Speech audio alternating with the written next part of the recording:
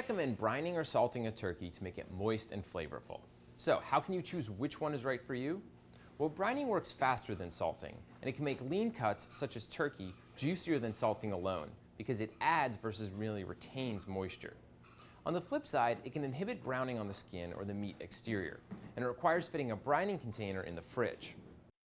Salting is a bit more convenient. There's no need to cram a large container of salt water in the fridge, and it doesn't ruin the goal of crispy skin. It does, however, take longer than brining. So, to brine your bird, use half a cup of table salt per gallon of cold water. Typically, you'll need between 2 and 3 gallons of water, and you'll brine for 12 to 14 hours. Now, don't leave the turkey in the brine longer than we suggest, or it ends up too salty. To salt your bird, apply 1 teaspoon per pound of meat under the skin of the bird and wrap tightly in plastic. Then, let it rest in the fridge for 24 to 48 hours.